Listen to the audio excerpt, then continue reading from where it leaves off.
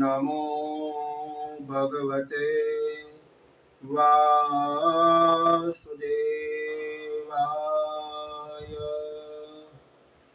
स्वस्ति श्री गणेशाय नमः।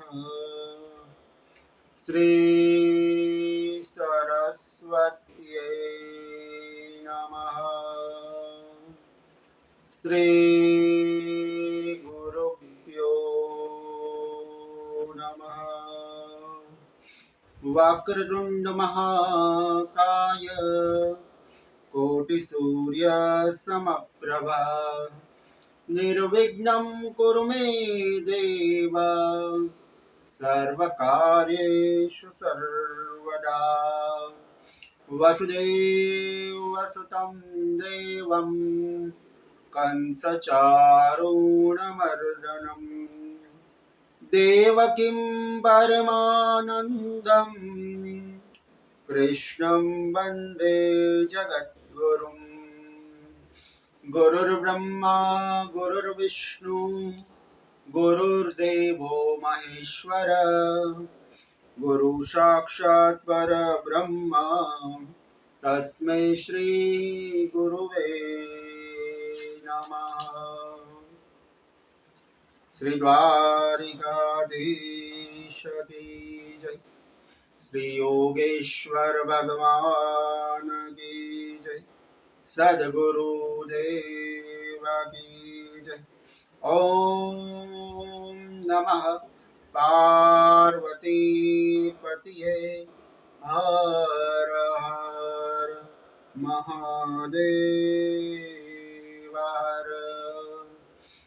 ओम पार्थाय प्रतिबोधितां भगवतां नारायणेन स्वयं व्यासेन ग्रथितां पुराणमुनिनां मध्ये महाभारतम् अद्वैत्वां मदवर्षिणीं भगवतीम् अष्टादशाध्यायिनीं मम्बत्वाम् अनुसन्दयामि भगवत् गीते भवद्वेषिणीं। गीते भवद्वेषिणीं।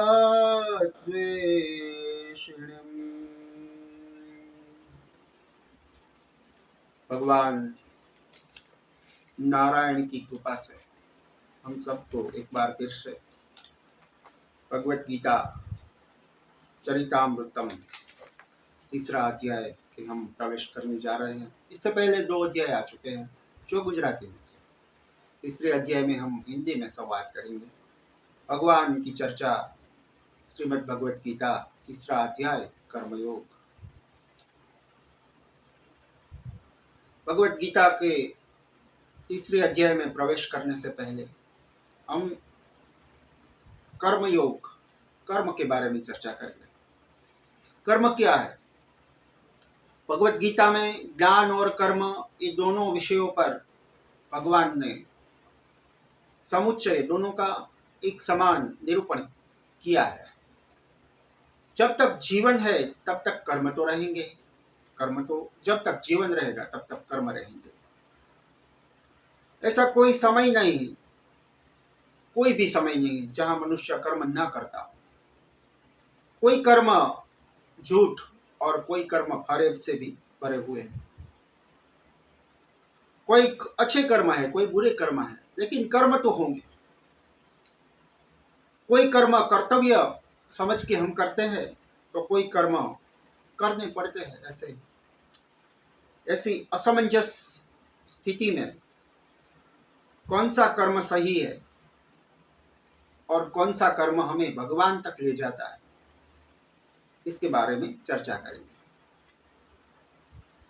इस अध्याय में कर्मयोग में भगवान यही बात कर रहे हैं। भगवान से संवाद है।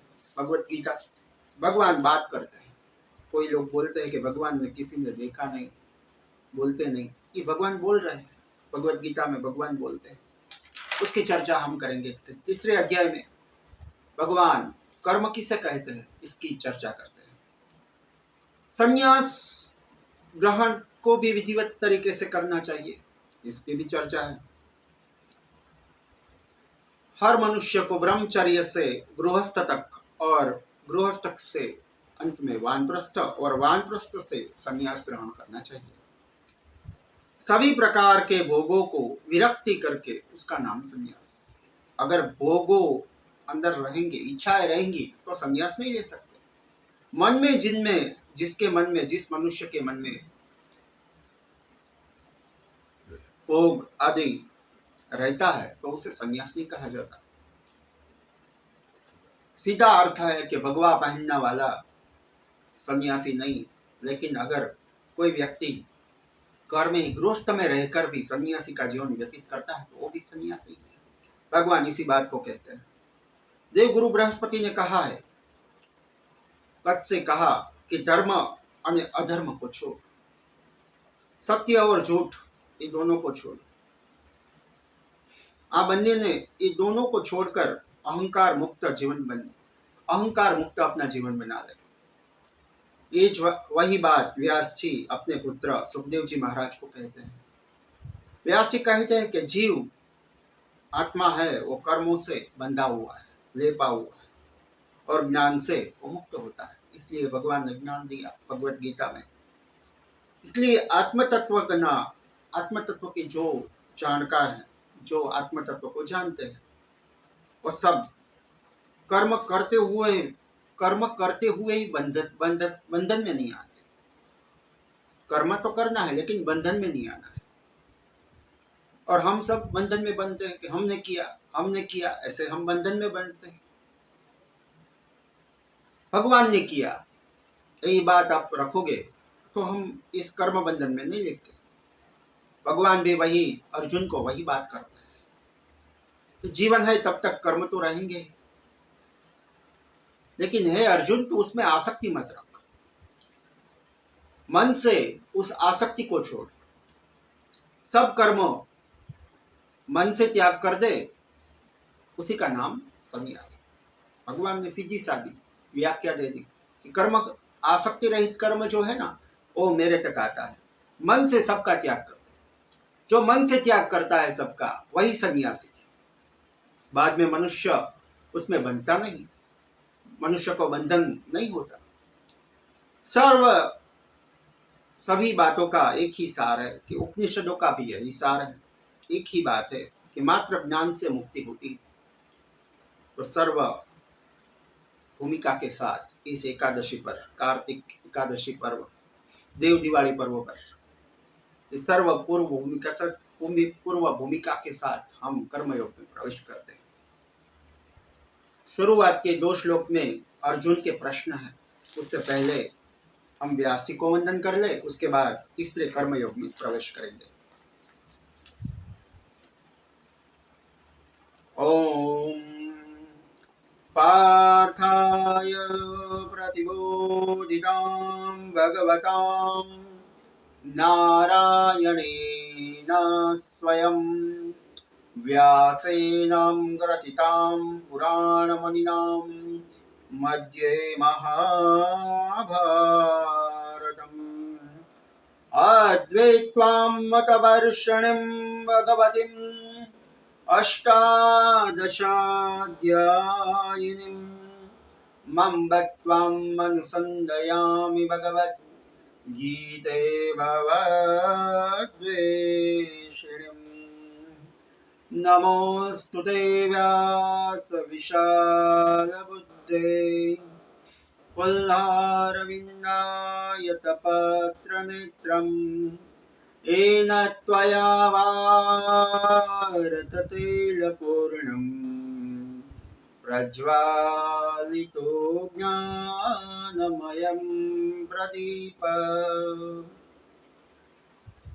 हे व्यास जी, हे विशाल बुद्धि वाले, हम आपको नमस्कार करते हैं। हे भगवान श्री कृष्ण, हे वसुदेव के सुत, हे देवकी नंदन, हे श्री कृष्ण जगन्नाथ, हम आपको नमस्कार करते हैं। प्रपन्न पारिजाताय स्तोत्रं वेत्रैकप्राणये ज्ञानमुद्राय कृष्णाय गीतामृतं दुह्ये नमः। गीता जी को, वेदों ने गीता जी को, उपनिषदों ने गीता जी को गैया कहा है, और उस गैया को दोहन करने वाले श्री कृष्ण ज्ञान मुद्रा में है, उसको हम नमस्कार करते हैं। बाद में भगवान की शरणागति कि वही बोलने वाले, वही सुनने वाले, दोनों वही है, इसी भाव के साथ।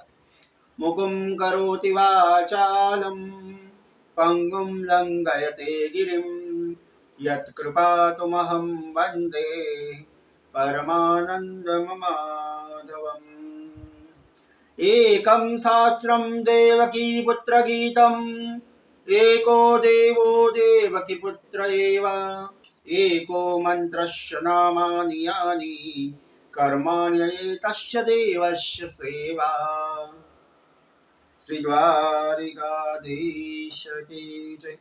श्री योगेश्वर भगवान की जय। तीसरे अध्याय में प्रवेश करें। पहले शुरुआत में ही अर्जुन के 2 श्लोक अर्जुन ने कहे, जो प्रश्न के रूप में है। 2 श्लोक में अर्जुन जी प्रश्न करते हैं, बाद में भगवान तीसरे अध्याय से इस कर्म योग का उपदेश देते हैं। पहले अध्याय में प्रवेश करें। अर्जुन उवाच जायसी चेत कर्मणस्ते मतां बुद्धि जनार्दनम तत्किदं कर्मणिं घोरे मां संयोजस केशव। कहते हैं अर्जुन कि हे जनार्दन, यदि कर्मों की अपेक्षा ज्ञान को आप श्रेष्ठ मानते हो तो हे केशव, मुझे इस हिंसा रूप क्रूर हिंसा रूपी युद्ध रूपी कर्म से आप क्यों लगाना चाहते हो? अर्जुन जी ने प्रश्न किया कि यदि ज्ञान और कर्म दोनों का समुच्चय भगवान की समस्त होता है तो फिर कल्याण का वह एक साधन कहिए कि कर्मों से ज्ञान श्रेष्ठ है। इत्यादि वाक्यों द्वारा अर्जुन का ज्ञान से कर्मों को पृथक करना अनुचित होता है, क्योंकि समुच्चय पक्ष में कर्म की अपेक्षा उस ज्ञान का फल के नाते श्रेष्ठ होना संभव नहीं। अर्जुन जी कहते हैं कि यदि ज्ञानी श्रेष्ठ है तो फिर आप मुझे ये युद्ध रूपी कर्म में क्यों लगाना चाहते हो? इसी बात को अर्जुन जी आगे कहते हैं कि यदि भगवान ने स्मार्ट कर्म के साथ ही ज्ञान का समुच्चय सबके लिए कहा होता तो एवं अर्जुन को भी ऐसा ही समझा होता, तो उसका यह कहना है कि फिर है केशव, मुझे इस घोर कर्म में आप प्रवृत्त करना क्यों चाहते हो, क्यों लगाना चाहते हो?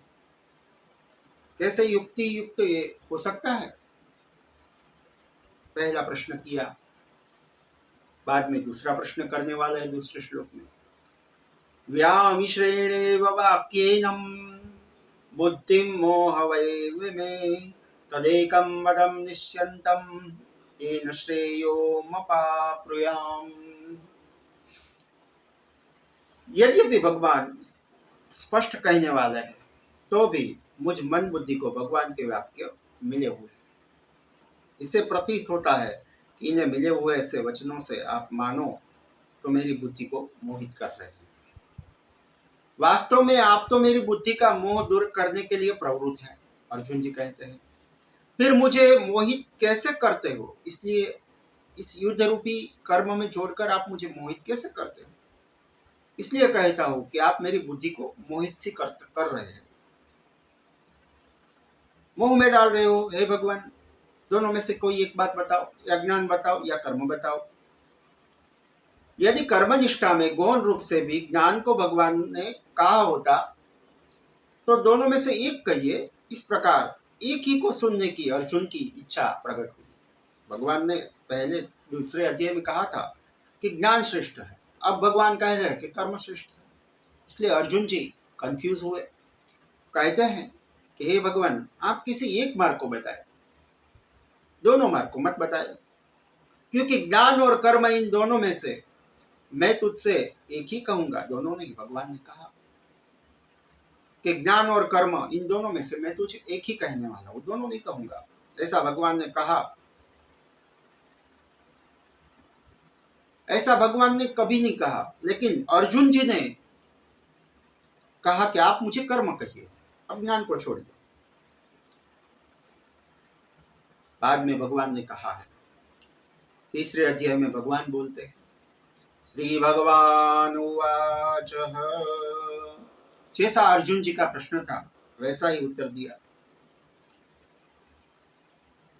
लोकेस्मिन् विदां निष्ठां पुरा प्रोक्तां मया नद, ज्ञानयोगेन सांख्यानां कर्मयोगेन योगिनाम्। कहते हैं भगवान, हे निष्पाप अर्जुन, इस मनुष्य लोक में शास्त्रोक्त कर्म और ज्ञान के जो अधिकारी है, ऐसे तीनों वर्णों वालों को के लिए अर्थात ब्राह्मण, क्षत्रिय और वैश्यों के लिए दो प्रकार की निष्ठा बताई। स्थिति निष्ठा, स्थिति अर्थात कर्तव्य, तत्परता, ये सब। पहले सृष्टि के आदिकाल में प्रजा को रचकर उनकी लौकिक उन्नति और मोक्ष की प्राप्ति के लिए साधन रूप वैदिक संप्रदाय को आविष्कार करने वाले मुझ सर्वज्ञ ईश्वर द्वारा कहा गया है। ये वही है। वह दो प्रकार की निष्ठा कौन सी है? अर्जुन ने प्रश्न किया। तो भगवान कहते हैं कि जो आत्म अनात्म के विषय में विवेकजन्य ज्ञान से संपन्न है, जिन्होंने ब्रह्मचर्य आश्रम से ही संन्यास ग्रहण किया है, जिन्होंने वेदांत के विज्ञान द्वारा आत्म तत्व का बलिभांति निश्चय कर लिया है, आत्म तत्व का अनुभव कर लिया है, वही परमहंस सन्यासी है। सन्यासी की व्याख्या कर दी कि जो निरंतर ब्रह्म में स्थित है, ऐसे सांख्य योगियों की निष्ठा ज्ञान रूप योग से कही गई है, तथा कर्म योग से कर्म योगियों की अर्थात कर्म करने वालों की निष्ठा कही गई है। यदि एक पुरुष द्वारा एक ही प्रयोजन की सिद्धि के लिए ज्ञान और कर्म दोनों एक साथ अनुष्ठान करने योग्य है, ऐसा अपना अभिप्राय भगवान द्वारा गीता में पहले ही कहा गया है। कर्मों की अपेक्षा ज्ञान की श्रेष्ठता से अर्जुन से कही, वह तो सिद्धि ही है। अर्जुन तो सिद्धि है, क्योंकि भगवान ने उसका निराकरण नहीं किया है। इससे बात सिद्ध होती है कि अर्जुन तो सिद्धि है। उस ज्ञान निष्ठा के अनुष्ठान का अधिकार सन्यासियों का ही है, क्योंकि दोनों निष्ठा भिन्न भिन्न पुरुषों द्वारा अनुष्ठान करने योग्य बतलाई गई। इस कारण भगवान की यही सम्मति है, यही प्रतीत होता है। बंधन के हेतु रूप कर्मों से ही भगवान मुझे लगाते हैं। बंधन रूपी कर्म में भगवान उसे अर्जुन जी को लगाने वाले हैं। ऐसा समझकर व्यथित चित हुए और मैं कर्म नहीं करूंगा ऐसा मानने वाले अर्जुन जी को देखकर भगवान बोले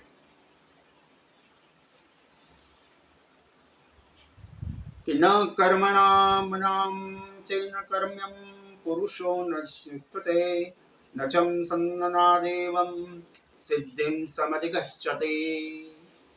कर्म का आरंभ किए बिना अर्थात यज्ञादि कर्म जो कि इस जन्म का जन्मांतर में किए जाते हैं, यज्ञ को कर्म बताया, और संचित पापों का नाश करने के द्वारा अंतःकरण की शुद्धि में कारण है। एवं पाप कर्मों का नाश होने पर मनुष्यों के अंतःकरण में ज्ञान प्रकट होता है। पहले कर्म करो, अगर पाप भी होता है तो कर्म करने से, यज्ञ आदि कर्म करने से पाप का समुचित नाश होगा, पाप का नाश हो जाएगा तो बाद में अंतःकरण चतुष्कय में ज्ञान प्रकट होता है। इस स्मृति के अनुसार अंतःकरण की शुद्धि के कारण होने से ज्ञान निष्ठा से भी बड़ा है। उन यज्ञादि कर्मों का आरंभ किए बिना कोई भी मनुष्य पाप कर्मों का विनाश नहीं कर सकता।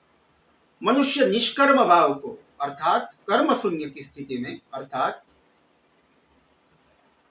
जो निष्क्रिय आत्मस्वरूप में स्थित होना रूप ज्ञान योग से प्राप्त होने वाली जो निष्ठा है, उसको नहीं पाता।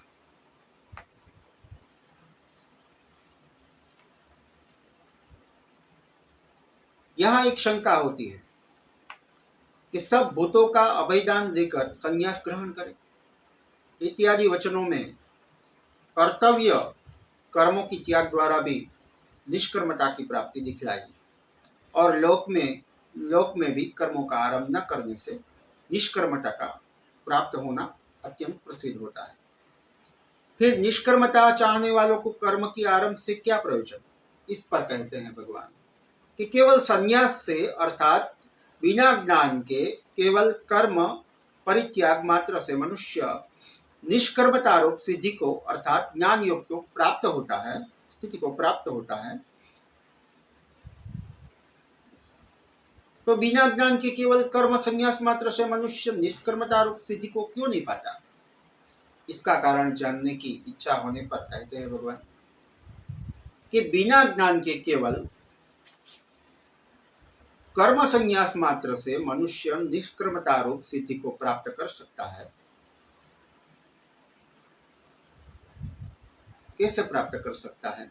इसका कारण जानने की इच्छा होने पर भगवान कहते हैं 5वें श्लोक में, नहीं कश्चिन्मणम् अपि जातु तिष्ठन् कर्मकृत् कार्यते आवशं कर्म सर्व प्रकृतिं जय त्रिगुणे च। कहते हैं भगवान कि कोई भी मनुष्य कभी क्षण मात्र भी कर्म किए बिना नहीं रहता। इस बात की चर्चा हम पहले कर चुके हैं, क्योंकि सभी प्राणी प्रकृति से उत्पन्न सत्व रजः और तम इन तीन गुणों द्वारा परवश अर्थात जन्मा है। तो जो त्रिगुण से जन्म लेता है वही कर्मों में प्रवृत्त होता ही है, कोई भी कर्म।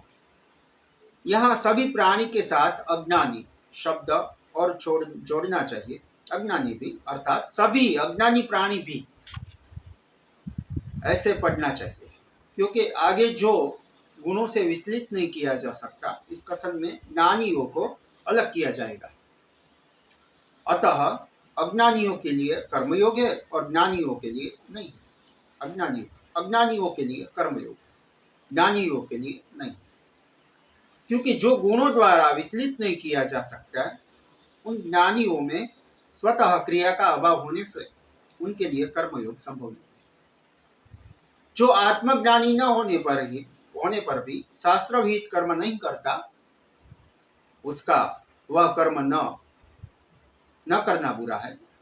इसलिए 6ठे श्लोक में कहते हैं भगवान, कर्मेन्द्रियाणि संयम्य आस्ते मनसां स्मरम् इंद्रियार्थां विभो मूढ़ात्मा मिथ्याचार च उच्यते। जो मनुष्य हाथ पैर आदि कर्मेंद्रियों को रोककर इंद्रियों के भोगों में मन से चिंतन करता रहता है वह विमूढ़ात्मा अर्थात मोहित अंतकरण वाला वो मिथ्याचारी ढोंगी वो जीव पापाचारी कहा जाता है। मिथ्याचारी की भगवान ने व्याख्या की कि जो कर्मेंद्रियों से कर्म न करता हो लेकिन मन से भोगों का चिंतन करता हो वो मिथ्याचारी है, वो ढोंगी है और पापाचारी।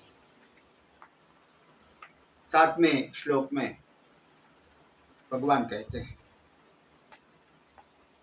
यस्मिन्द्रियाणि मनसां नियम्यारेव अर्जुन कर्मेन्द्रिय कर्मयोगेन मम सक्तं स विशिष्यते।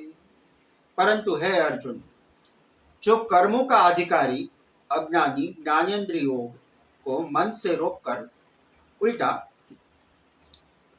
मन से रोकता है लेकिन कर्म इंद्रियों से कर्म करता है, ऐसे जो आचरण करता है तो आसक्ति रहित होकर कर्मयोग का आचरण करता है वह कर्मयोगी दूसरे की अपेक्षा अर्थात मिथ्याचारियों से श्रेष्ठ है, वो कर्मयोगी है। ऐसा होने के कारण ए अर्जुन, जो कर्म श्रुति में किसी फल के लिए नहीं बताया गया ऐसे जिस कर्म का भी जो अधिकारी है उसके लिए वह नियत कर्म है। उस नियत अर्थात नित्य कर्म का तू आचरण कर, क्योंकि कर्म की न करने की अपेक्षा कर्म करना परिणाम में बहुत श्रेष्ठ है। इसी बात को 8वें श्लोक में कहा है, नियतं कुरुं कर्मस्त्वं कर्मं ज्यायोच्य कर्मण शरीरयात्रापि नचते न प्रसिद्ध्ये न कर्मण। वही बात, क्योंकि कुछ भी न करने से तो तेरी शरीर यात्रा भी नहीं चलेगी, अर्थात तेरे शरीर का निर्वाह भी नहीं होगा। कर्म तो करना ही पड़ेगा। इसलिए कर्म करने और न करने में भी जो अंतर है वह संसार में प्रत्यक्ष है। जो तू ऐसा समझता है कि बंधन कारक होने से कर्म नहीं करना चाहिए, तो यह समझना भी भूल है। कर्म तो करना ही पड़ेगा, लेकिन निष्काम कर्म करने की बात भगवान आगे बताएंगे। 9वें श्लोक में कहा, यज्ञार्थं कर्मणो यत्रं लोकोऽयं कर्मबन्धन तदर्थं कर्म कौन्तेय मुक्त संगम समाचर। यज्ञ ही भगवान है, यज्ञ ही विष्णु है, यही श्रुति का प्रमाण है। यज्ञ ईश्वर है और उसके लिए जो कर्म किया जाता है वह यज्ञार्थ कर्म है। उस ईश्वरार्थ कर्म को छोड़कर दूसरे कर्मों से कर्म करने वाला अधिकारी मनुष्य समुदाय कर्म बंधन युक्त हो जाता है।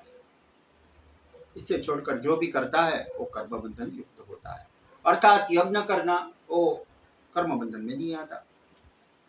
इसलिए हे कौन्तेय, तो कर्म फल और आसक्ति से रहित होकर ईश्वरार्थ कर्मों का भली प्रकार से आचरण कर। अर्थात सभी कर्मों को भगवान कहते हैं कि तू सभी कर्मों को, भले बुरे सभी कर्मों को मुझे समर्पित कर, तो मैं तुझे उस कर्म बंधन से मुक्त करूंगा। इस आगे बतलाए जाने वाले कारण से भी अधिकारियों को कर्म करना पड़ता है। 10वें श्लोक में भगवान ने कहा कि सभी को कर्म तो करना ही पड़ेगा। सह यज्ञां प्रजा सृष्टां पूर्ववाचं प्रजापतिं अनेन प्रस्विदे द्वेषं ओम शिष्टं कामनुद्रुकम्। 10वें श्लोक में कहा कि सृष्टि के आदिकाल में यज्ञ सहित प्रजा को, अर्थात ब्राह्मण क्षत्रिय वैश्य इन तीनों वर्णों को रचकर जगत के रचयिता प्रजापति ब्रह्मा जी ने कहा कि इस यज्ञ से तुम लोग प्रसव उत्पत्ति यानी वृद्धि लाभ करो। यज्ञ तुम लोगों को इष्ट कामनाओं का देने वाला, अर्थात इच्छित फल प्रदान करने वाला ये यज्ञ है। भोगों को भी प्राप्ति करा देने वाला ये यज्ञ है। 11वें श्लोक में कहा कि तुम लोग इस यज्ञ द्वारा इंद्र आदि देवों को बढ़ाओ, अर्थात उनसे पुष्ट करो, उनकी उन्नति करो। वे देव वृष्टि आदि द्वारा तुम लोगों की बढ़ावे अर्थात उन्नति करेंगे। देवताओं को आप यज्ञ द्वारा यजन करोगे तो देवता आपको वृष्टि अर्थात बारिश वो करेंगे और उनसे धन प्राप्त होगा, उससे बीज बनेगा, बीज से इसी प्रकार से धन प्राप्त होगा। इस प्रकार एक दूसरे को उन्नत करते रहो। तुम देवताओं को करो, देवता तुम्हें करेंगे। ज्ञान प्राप्ति द्वारा मोक्ष रूप परम श्रेय को प्राप्त करोगे ऐसा करने से, और स्वर्ग भी प्राप्त हो सकता है। 12वें श्लोक में कहा, दूसरी बात भी कही कि यज्ञ द्वारा बढ़ाए हुए संतुष्ट किए हुए देवता तुम लोगों का स्त्री पशु पुत्र आदि इच्छित भोग तुम्हें प्रदान करेंगे। उन देवों द्वारा दिए हुए भोगों को उन्हें न देकर, अर्थात उनका ऋण न चुकाकर, जो देवता ने दिया है वो उनको वापस करना चाहिए। अगर अब हमने वापस नहीं किया यज्ञ द्वारा तो उनका हम पर ऋण हो जाएगा। ऐसा जो करता है, ऐसा जो खाता है, देवताओं को भगवान को जो अर्पित नहीं करता है, वह केवल अपने शरीर और इंद्रियों को ही तृप्त करता है, वह देवताओं के समत्व को हरण करने वाला चोरी, ऐसा कहा गया। भगवान ने जो दिया है वो भगवान को अर्पित करते ही ग्रहण करना चाहिए। ऐसा न करने वाला चोर है, ऐसा भगवान 12वें श्लोक में कहते हैं। बाद में 13वें श्लोक में कहा कि परंतु जो यज्ञ शिष्ट अन्न का भोजन करने वाला श्रेष्ठ पुरुष है, अर्थात पहले यज्ञ देव को भगवान को अर्पित करता है, देव यज्ञादि करके उससे जो बचा हुआ जो अमृत है जो अन्न है उसे अमृत कहा जाता है, उसका भक्षण करता है, और जिनका स्वभाव है वो सब उनके लिए प्रसाद है। वो मनुष्य पापों से अर्थात गृहस्थ में होने पर भी चक्की, चूल्हे आदि के 5 पापों से मुक्त हो जाता है, और प्रमाद से होने वाले हिंसा भी सभी पापों से मुक्त होता है। जो ऐसा करता है, भगवान को जो समर्पित करता है, बाद में ग्रहण करता है, वही निष्पाप है, तथा उन्हें चूल्हे आदि जो 5 पाप बताए वो उन्हें नहीं लगते। तथा जो उदरपरायण लोग केवल अपने ही लिए अन्न पकाते हैं, वे स्वयं पापी है और पाप ही खाते हैं। भगवान को जो अर्पित नहीं करता है वो पापी। कहा है ना 13वां श्लोक में, यज्ञ शिष्टाशिनाम संतो मुच्यते सर्वकिल्बिषे पूज्यते नेत्वं पापम ये प्रपन्यात कारणम। जो लोग मुझे अर्पित नहीं करते, देवताओं को अर्पित नहीं करते, अपने ही लिए पकाते हैं, अपने ही लिए खाते हैं, दूसरों को नहीं देते, भगवान को नहीं देते, यज्ञ कर्म नहीं करते, वो सब पापी है।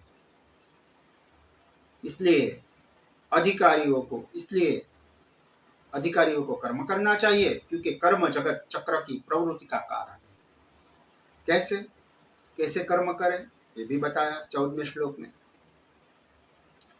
अन्नाद्वन्ति भूतानि पर्जन्याजान संभवम् यज्ञाद्वन्ति पर्जन्यो यज्ञं कर्म समुद्भवम्। भक्षण किया हुआ अन्न रक्त और वीर्य के रूप में परिणित होने पर अन्न रक्त बनता है और रक्त ही वीर्य बनता है। परिमित होने पर उससे प्रत्यक्षी प्राणी और वीर्य से प्राणी उत्पन्न होते हैं। पर्जन्य से अर्थात वृष्टि से अन्न की उत्पत्ति होती है और यज्ञ से पुष्टि होती है। अग्नि में विधि पूर्वक दी हुई आहुति सूर्य में स्थित होती है और सूर्य से वृष्टि होती है। वृष्टि से अन्न होता है और अन्न से प्रजा उत्पन्न होती है। इस स्मृति वाक्य से भी यही बात पाई जाती है। ऋत्विक और यजमान के व्यवहार का नाम कर्म है, और उस कर्म से जिनकी उत्पत्ति होती है वह अपूर्व रूप यज्ञ कर्म समुद्भव है, अर्थात वह अपूर्व रूप यज्ञ कर्म से उत्पन्न होता है।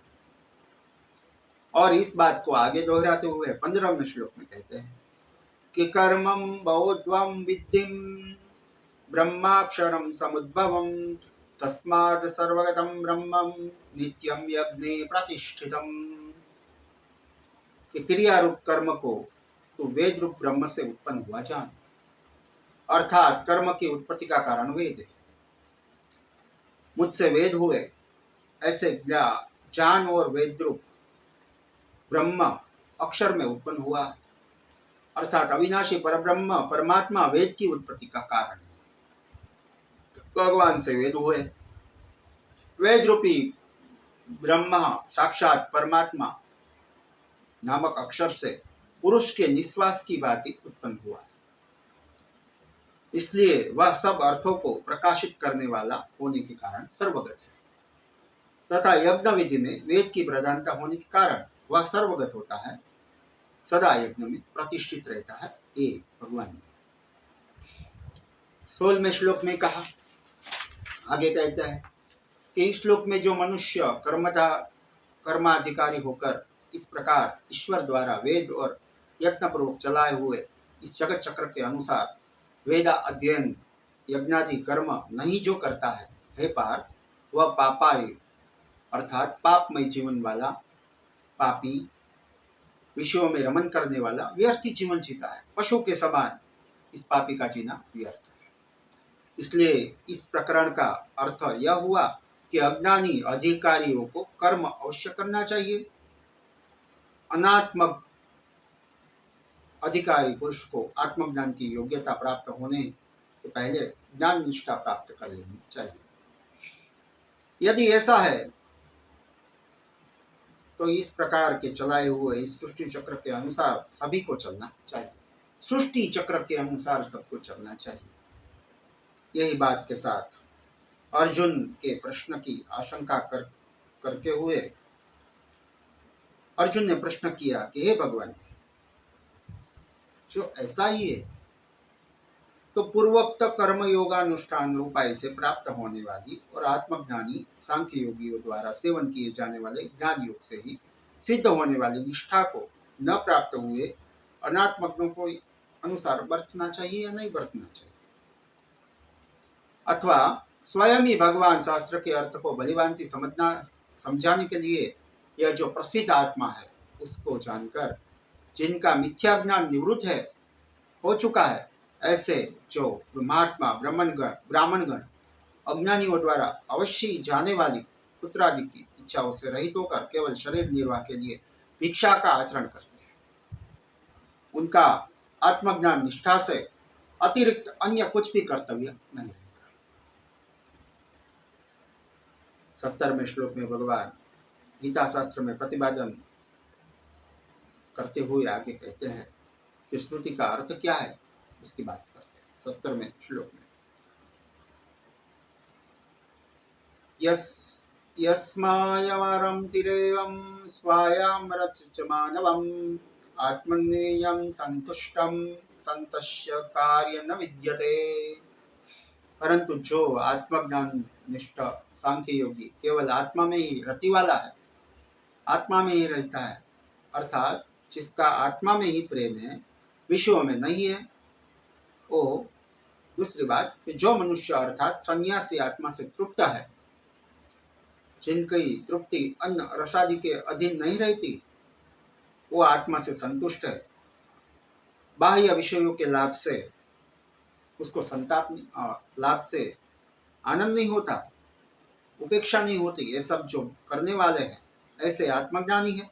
जो कोई ऐसा आत्मज्ञानी है तो उसके लिए कुछ भी कर्तव्य नहीं, अर्थात जो मन से विरक्त है, कर्म इंद्रियों से भले कर्म करता रहे, मन से विरक्त है तो उसे कोई भी कर्म करने की जरूरत नहीं है और निष्काम कर्म योगी है।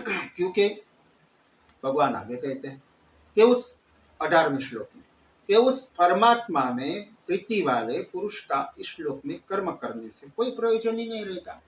कर्म क्यों करे, उसे कुछ चाहिए ही नहीं, वो खुशी है, आत्मा में खुश है, भगवान नारायण में स्थित है, तो उसे कुछ भी नहीं चाहिए, इसलिए वो कर्म नहीं करता। अगर कर्म करता भी है तो उसमें बनता नहीं, कि वो मन से विरक्त है।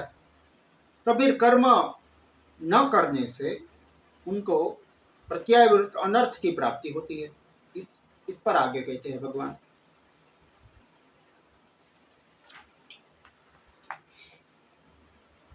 कि किसी फल के लिए किसी प्राण विशेषक का जो क्रिया साध्य आश्रय है, उसका नाम अर्थ या पाश्रय है, जो इस आत्मज्ञानी को किसी प्राणी विशेषक का सहारा लेकर कोई प्रयोजन सिद्ध नहीं करता है, जिससे कि उससे तदर्थ किसी क्रिया का आरंभ करना पड़े। परंतु इन सब ओर से परिपूर्ण जलाशय भी स्थानीय यथार्थ ज्ञान में स्थित है। जबकि ऐसी बात है 19वें श्लोक में कहा कि तस्माद् सततं कार्यं कर्मं समाचरम् असक्तो आननं कर्मं परमं प्रोति पुरुषः। इसलिए तू, भगवान ने कहा कि इसलिए हे अर्जुन, तू आसक्ति रहित होकर कर्तव्य समझकर उसका भलीभांति आचरण करते हुए तू युद्ध कर, तू अपने कर्म में रह, अनासक्त होकर तू कर्म कर और मुझे वो कर्म प्राप्त करवा, मुझे वो समर्पित कर दे, और जो मुझे समर्पित किया गया जो कर्म है वो मोक्ष प्रदान करने वाला है।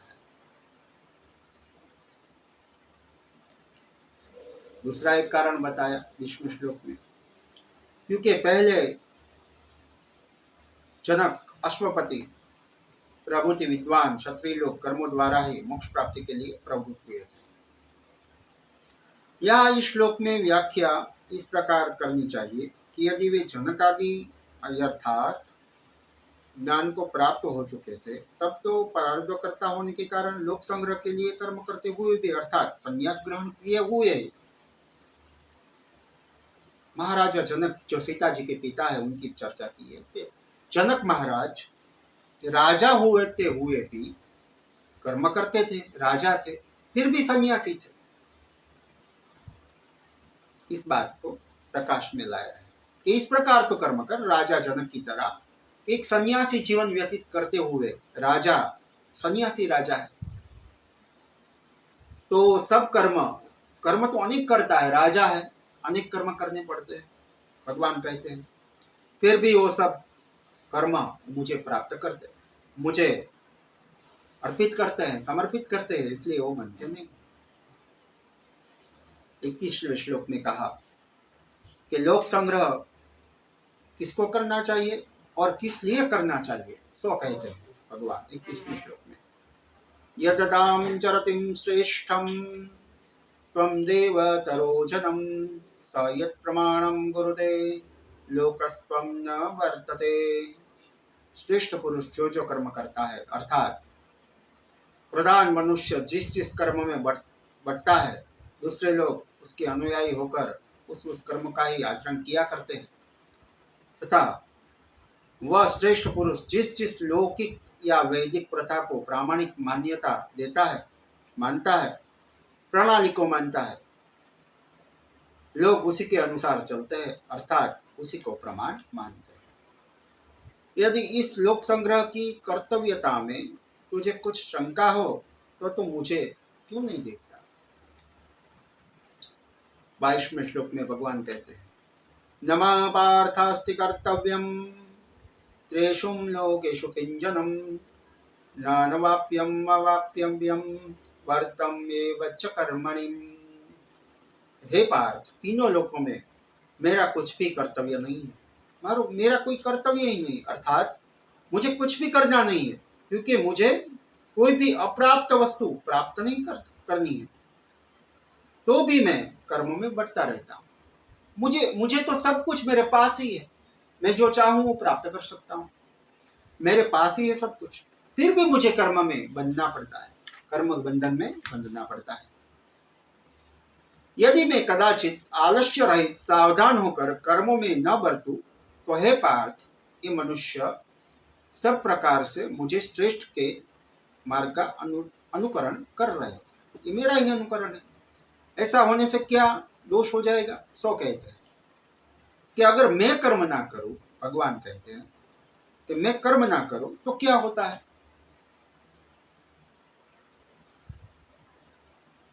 24वें श्लोक में कहा कि उच्चिद्येरुमें लोकां न कुर्यां कर्म चेदहं शंकरस्यं च कर्तायं स्वायं महितमृणां प्रजां। यदि मेरी तरह तू या दूसरा कोई कृतार्थ बुद्धि आत्मवेता हो तो उसको भी अपने लिए कर्तव्य का अभाव होने पर भी केवल दूसरों पर अनुग्रह करने के लिए कर्म करना चाहिए। यदि कर्म में न करो तो लोकस्थित में के लिए जाने वाले कर्मों का अभाव हो जाता है, सब लोग नष्ट हो जाएंगे अगर मैं कर्म ना करूं तो, और प्रजा वर्णशंकर का कर्ता वर्णशंकर हो जाएगी, कर्ता हो जाऊंगा, इसलिए इस प्रजा का नाश भी करूंगा, अर्थात प्रजा पर अनुग्रह करने के लिए मैं कर्म करता हूं, इनका हनन करने वाला बनूंगा, अनुग्रह करने वाला बनूंगा, यह सब मुझ ईश्वर के अनुरूप नहीं होगा। 25वें श्लोक में भगवान कहते हैं कि भारत संबोधन है कि सक्तां कर्मण विज्ञानसु यथा कुर्वन्ति भारत कुर्यादां त्रिदां सक्तां त्रिकेवल्येश संग्रहम्। हे भारत, इस कर्म का फल मुझे मिलेगा। इस प्रकार कर्मों को आसक्त हुए कई अज्ञानी मनुष्य जैसे कर्म करते हैं, आत्मवेता विज्ञानी विद्वान को भी आसक्ति रहित होकर उसी तरह कर्म करना चाहिए। आत्मज्ञानी उसकी तरह कर्म क्यों करता है, सो सुन, वह लोक संग्रह करने की इच्छा वाला है, इसलिए कर्म करता है। इस प्रकार लोक संग्रह करने की इच्छा वाले मुझ परमात्मा का या दूसरे आत्मज्ञानियों का लोक संग्रह को छोड़कर दूसरा कोई कर्तव्य नहीं रह गया है, अतः उस आत्मवेता के लिए यह उपदेश किया गया है कि वो लोक कल्याण के लिए कर्म करते हैं। सन्यासी लोक कल्याण के लिए कर्म करता है।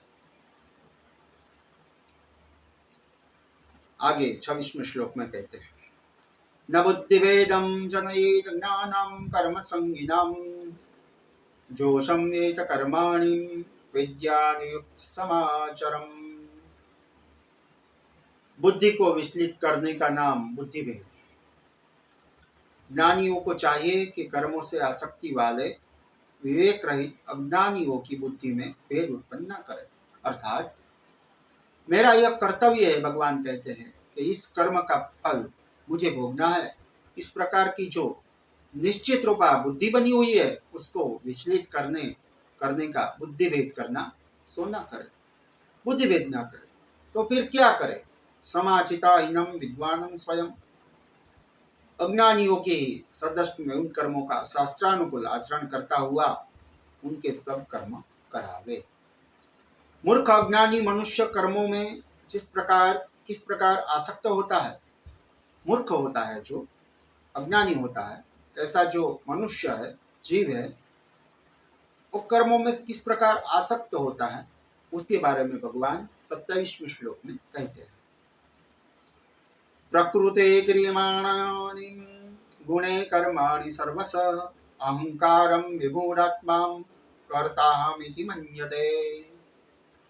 सत्व, रजस और तमस, इन 3 गुणों की जो समावस्था है उनका नाम प्रधान अथवा प्रकृति।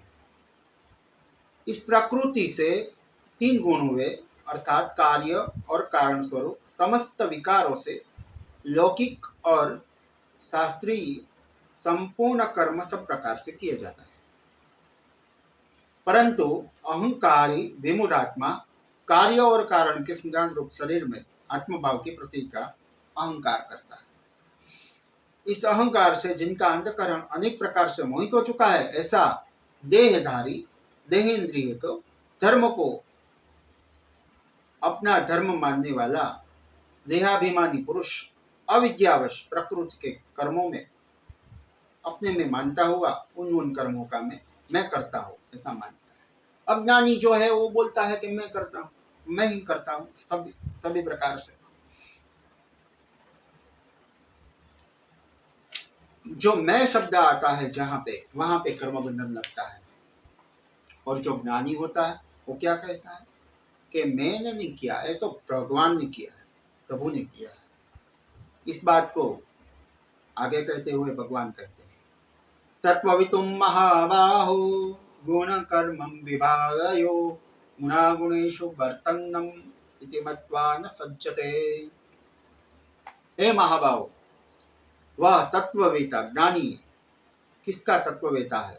गुण कर्म विभाग का, अर्थात गुण विभाग और कर्म विभाग का। तत्व को जानने वाला ज्ञानी इंद्रिया रूप गुण की विषय रूप गुणों में वर्त रहे, आत्मा नहीं वर्तता ऐसे मानकर आसक्त नहीं होता, उन कर्मों को प्रीति नहीं करता। अर्थात सन्यासी कर्म करता है, भगवान को समर्पित करता है, वही आत्मा है, वही भगवान है, वही जानकर कर्म करता है, लेकिन बंधन में नहीं आता, वही श्रेष्ठ है। परंतु जो प्रकृति के गुणों से अत्यंत मोहित हुए पुरुष और हम अमुक फल के लिए यह कर्म करते हैं, इस प्रकार गुणों के कर्मों में आसक्त होते हैं। उन पूर्ण रूप से न समझने वाले, कर्म फल मात्र को ही देखने वाले और कर्मों से आसक्त मंद बुद्धि पुरुषों की अच्छी प्रकार से समस्त तत्व को समझने वाला आत्मज्ञानी पुरुष स्वयं ही चलायमान न करे। वो मूढ़ है।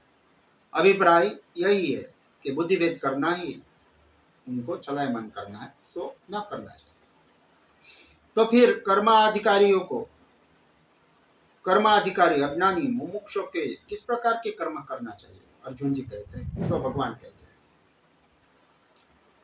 मयि सर्वाणि कर्माणि संन्यासां तच्चेतसां निराशिता निर्मलो मृत्वां युध्यस्व विगतं ज्वरम्। मुझ सर्वाज्ञ रूप सर्वात्मा सर्वज्ञ परमेश्वर वासुदेव में विवेक बुद्धि से सब कर्म छोड़कर, अर्थात मैं सब कर्म ईश्वर के लिए, भगवान के लिए सेवक की तरह जो कर रहा हूं, इस बुद्धि से सब कर्म मुझ में अर्पण करता है तथा निराशी, आशा रहित और निर्मल यानी जिसका मेरापन सर्वथा नष्ट हो न चुका हो, उसे निर्मम कहते हैं। ऐसा होकर तो शोक रहित हुआ युद्ध कर, अर्थात चिंता संताप से रहित हुआ युद्ध कर। जो भी कर्म है वो मुझे अर्पित कर दे, मैं ईश्वर के लिए, भगवान के लिए ये कर्म करना चाहता हूँ। ये बात जिस कर्म में निकलेगी उसमें बंधन नहीं लग गया, भगवान कहते हैं। 31वें श्लोक में भगवान कहते हैं, ये मे मतविदं नित्यं मनुतिष्ठानि मानवाम श्रद्धावतो न सूयन्तो मुच्यते तेनपि कर्मभिः। जो व्यक्ति श्रद्धायुक्त मनुष्य, जो श्रद्धायुक्त मनुष्य गुरु स्वरूप मुझ वासुदेव में असूया न करते हुए, मेरे गुणों में दोष न देखते हुए, मेरे मत के अनुसार चलते हुए वे जो भी कर्म करता है, पाप करता है, पुण्य करता है, कुछ भी करता है, वो सब कर्मों से मुक्त हो जाता है। कुछ भी करता है, लेकिन बुद्धि, मन, बुद्धि, चित्त, अहंकार, अंतःकरण चतुष्के वो मुझ में होना चाहिए। बाद में पाप कर्म करे या पुण्य कर्म करे, मन से जो निरुक्त है वो कर्म बंधन में नहीं बनता।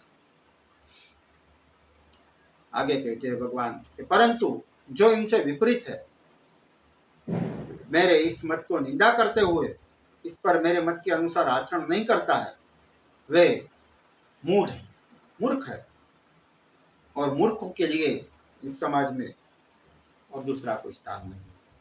तो फिर वे लोग किस कारण के आपके मत के अनुसार नहीं चलते, दूसरों के धर्म का अनुष्ठान करते हैं और स्वधर्माचरण नहीं करते, दूसरों के धर्म का अनुष्ठान करते हैं।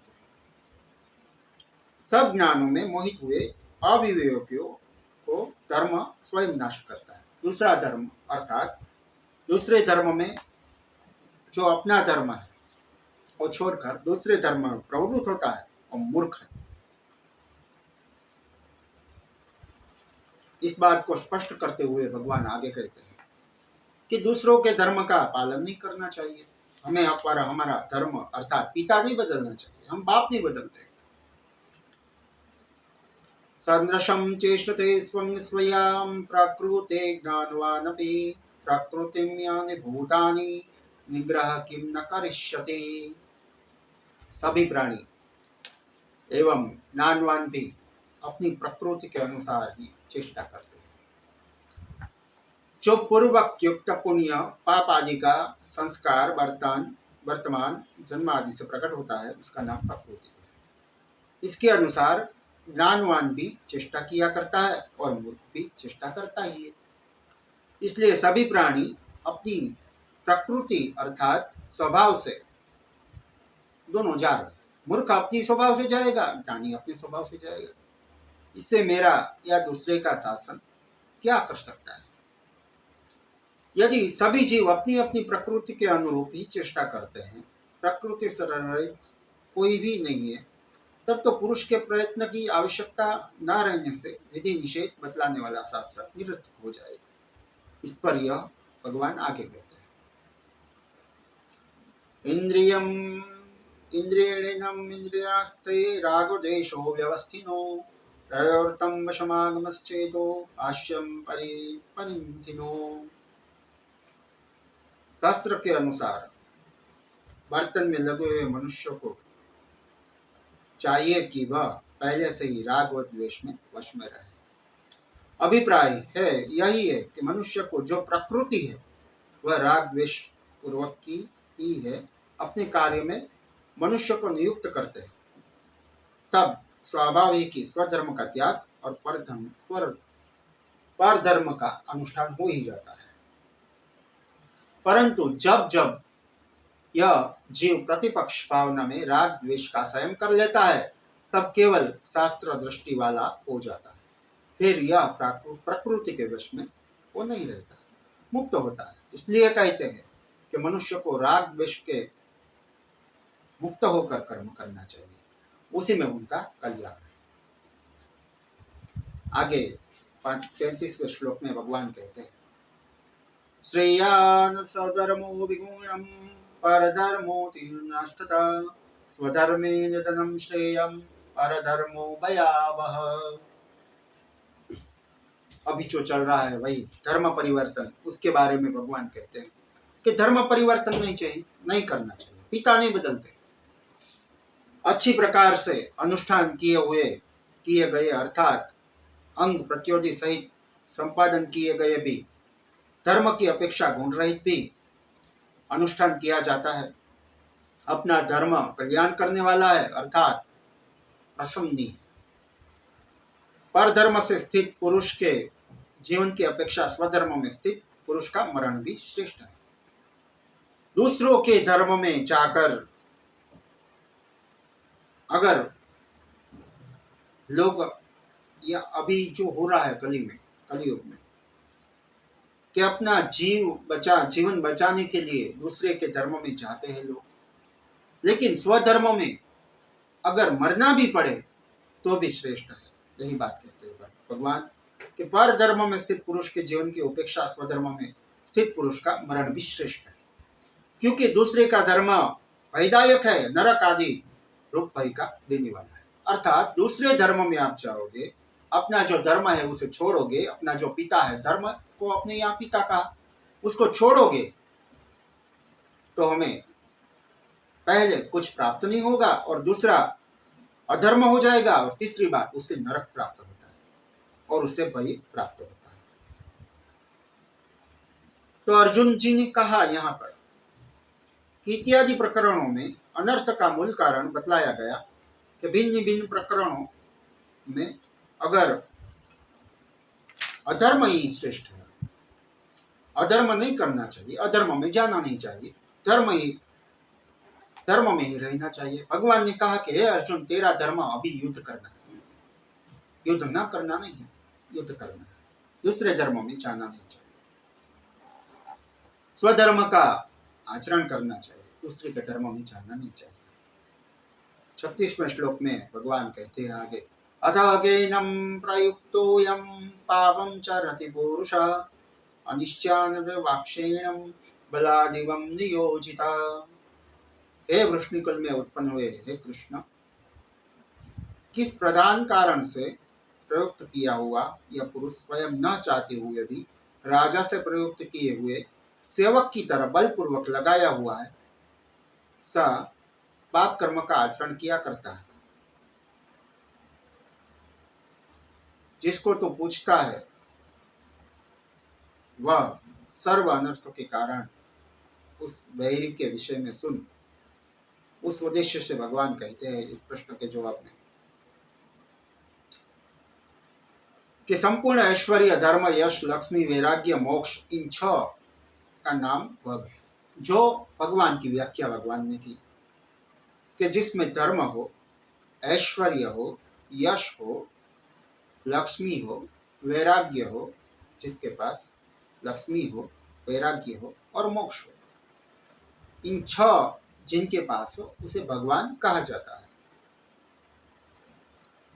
और ये 6 में स्थित मैं वासुदेव हूँ, ये सब में मुझ में रहते हैं तथा उत्पत्ति और प्रलय को, भूतों के आने और जाने को एवं विद्या और अविद्या को मैं जानता हूँ, उसका नाम भगवान है। अतः उत्पत्ति आदि इन सब विषयों को भलीभांति जो जानते हैं वे वासुदेव है, भगवान। काम एषं क्रोध एषं रजोगुणं समुद्भवं महाशनो महात्मानं विद्येन महिवेण्याम्। यह काम को जो सब लोगों का शत्रु है, काम शत्रु है। 6 असुर बताए इसमें काम है, जिसके निमित्त से जीव को सब अनर्थों की प्राप्ति होती है। वही एक काम किसी कारण से बाधित होने पर क्रोध के रूप में बदल जाता है, इसलिए क्रोध भी यही है। यह काम रजोगुण से उत्पन्न हुआ है, अथवा तो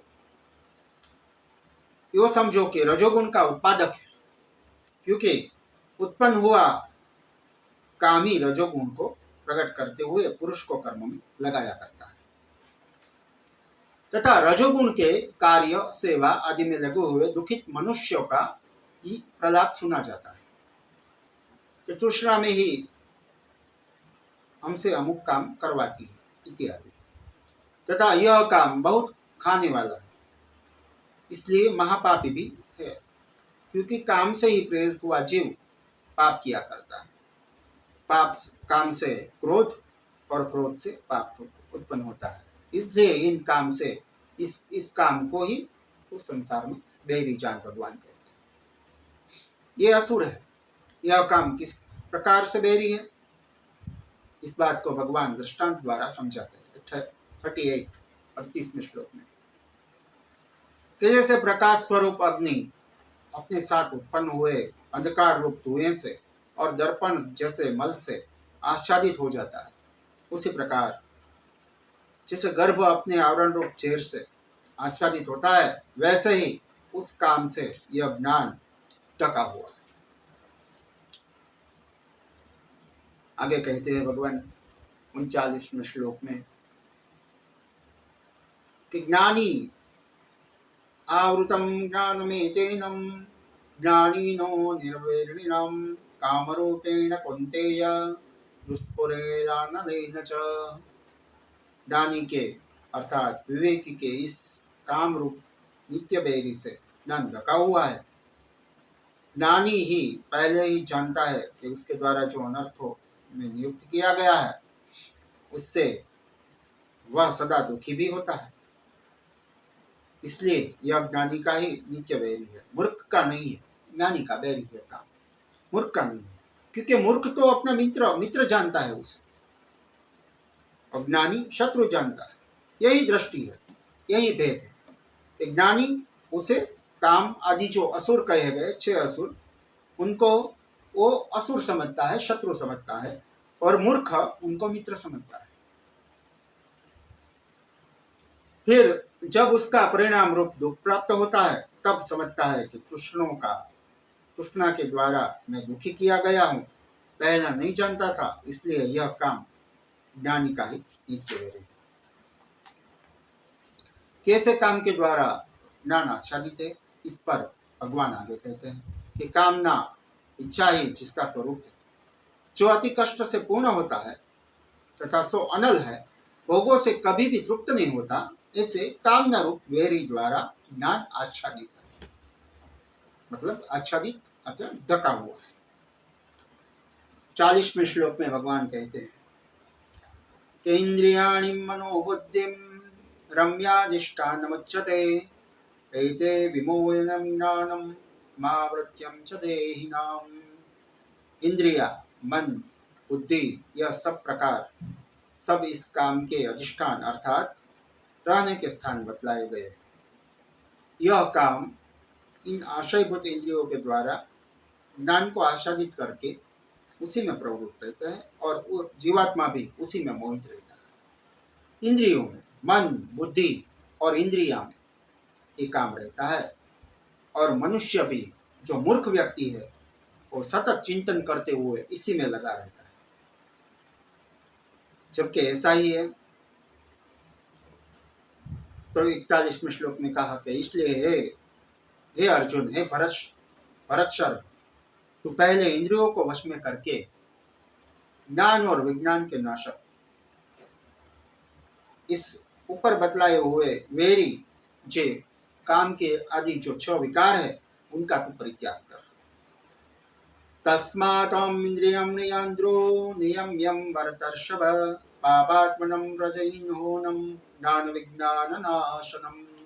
जो ये 6 प्रकार के विकार में बनता है उसी में लगा रहता है, उसका ज्ञान और विज्ञान दोनों नाश होता है, और अंत में उसे नरक की प्राप्ति होती है। अभिप्राय यही है कि शास्त्र और आचार्य के उपदेश में जो आत्मा, अनात्मा, विद्या, अविद्या आदि पदार्थों का जो बोध होता है उसका नाम ज्ञान है, एवं उसका जो विशेष रूप से अनुभव है उसका नाम विज्ञान है।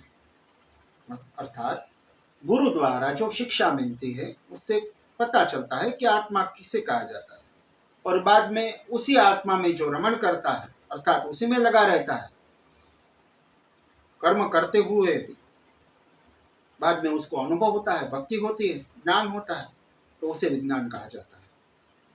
और ज्ञान और विज्ञान अपने कल्याण की प्राप्ति के कारण स्वरूप उन ज्ञान और विज्ञान को यह काम नष्ट करने वाला है, इसलिए इसका परित्याग करना चाहिए। अर्थात ये 6 असुरों को मारने वाले काम आदि, क्रोध, लोभ, मोह, मत्सर, अहंकार आदि को मारने वाला ज्ञान और विज्ञान दोनों है। तो भगवान ने सीधा कहा है कि पहले इंद्रियों को वश में करो, जैसे कुर्म करता है।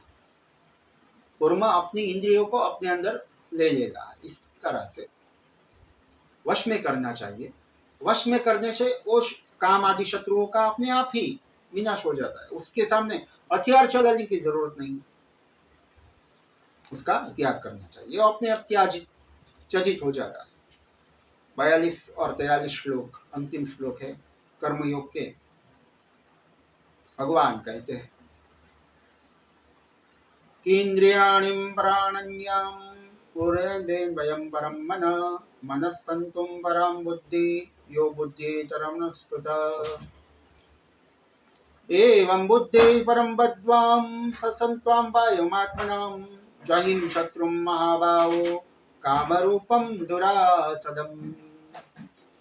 भगवान कहते हैं कि पंडित जन बाह्य परिच्छिन्न और स्थूल देह की अपेक्षा सूक्ष्म अंतस्थ और व्यापक आदि गुणों से युक्त होने के कारण मुक्त रहता है।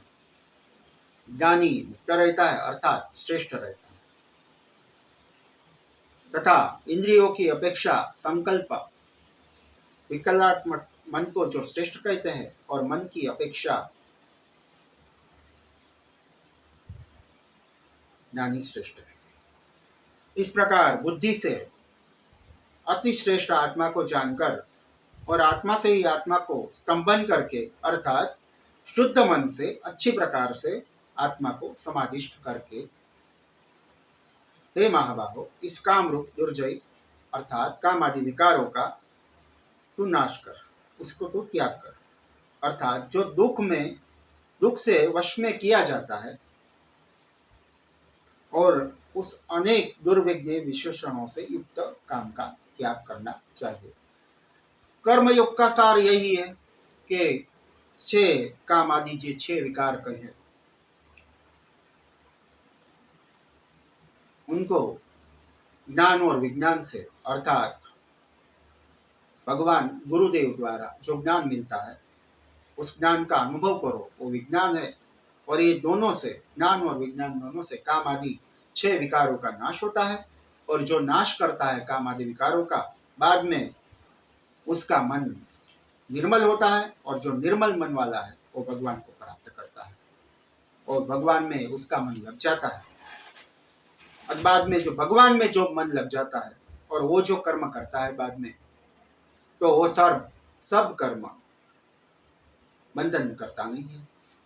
लेकिन मूर्ख की बात है, इंद्रियों को काम आदि दोषों में लगाकर जो कर्म करता है तो वो मूर्ख है, और बाद में उसे भोग तो प्राप्त होते हैं लेकिन नरक की यातना प्राप्त होती है। इसी बात के साथ हम तीसरे अध्याय को आज विराम देते हैं। ओम तत्सदिति। श्री महाभारते सहस्त्रायाम संहितायां वैवस्वतां भीमपुराणे श्रीमद्भगवद्गीतासु ईश्वर ब्रह्म विद्यां योगशास्त्रस्य कृष्ण अर्जुन संवादे कर्मयोग नाम तृतीयोऽध्यायः। श्री द्वारिकाधीश की जय, श्री योगेश्वर भगवान की जय। ओम नमः पार्वती पतये हर हर महादेव हर